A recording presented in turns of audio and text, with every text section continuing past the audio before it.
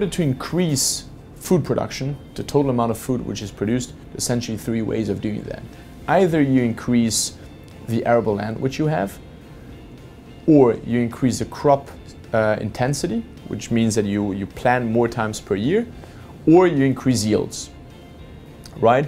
If you look at the available land, the available arable land, there are different numbers out there, but consensus is pretty much that it is very difficult. We will not have much more additional land where we can plant in.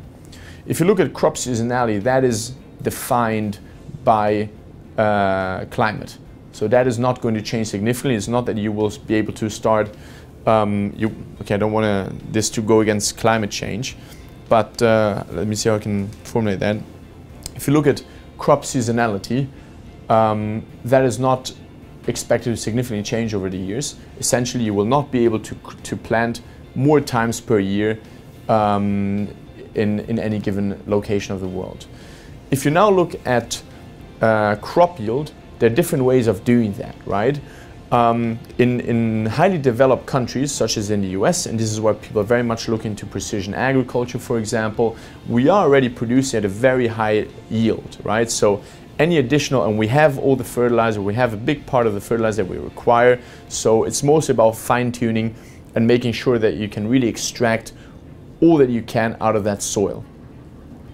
In underdeveloped markets especially, so Africa and Southeast Asia, the problem is not precision agriculture, but rather the problem is that you don't even have sufficient nutrients there in order to grow your crops.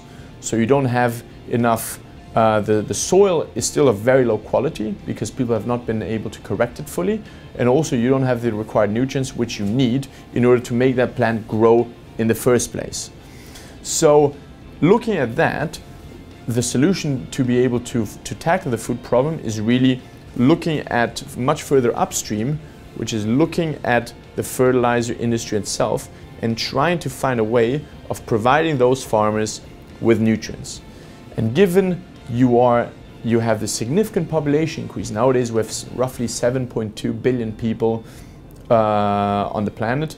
By 2050 that is expected to increase by to call it 9.2 billion people roughly, and even more so by 2100.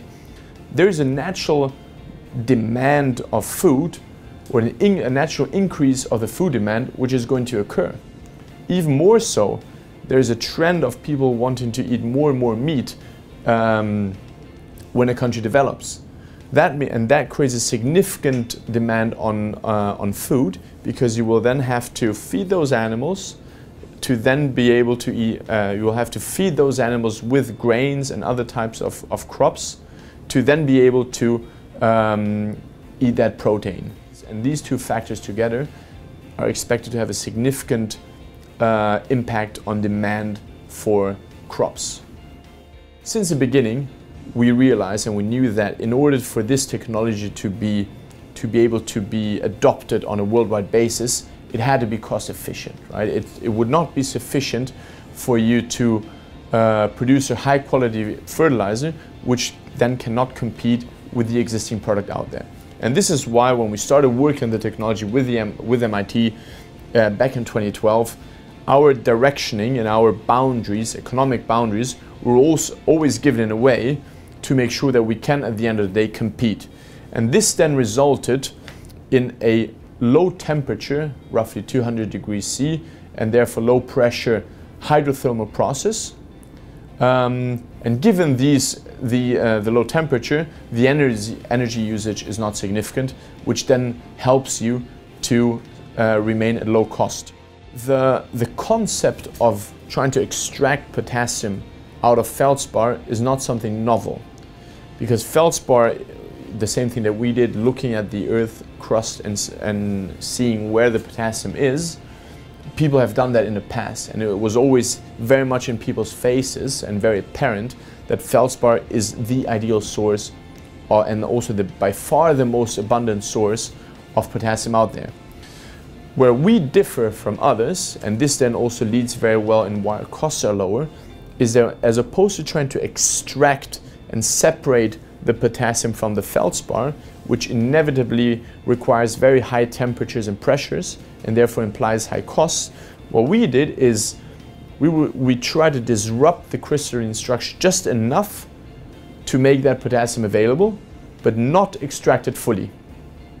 And another reason why we also did that is whenever you try to extract potassium out of feldspar, you're inevitably, as I said, bound to high temperatures and pressures, which mean high costs, but also you have material which you will then not use.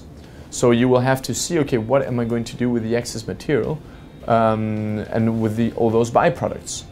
In our case, feldspar, the vast majority of feldspar is actually silicon, which is very good for plants. It's also a nutrient. Why would we spend money effectively and time to extract something which at the end of the day is also liked by plants? So this is why we developed our process in a way where we only disrupt the crystalline structure, we make the potassium available, and we leave all the other nutrients which are also good for plants, such as silicon, we leave that in there. And then we provide a product to the plants which is not pure potassium, but is potassium plus other nutrients as well.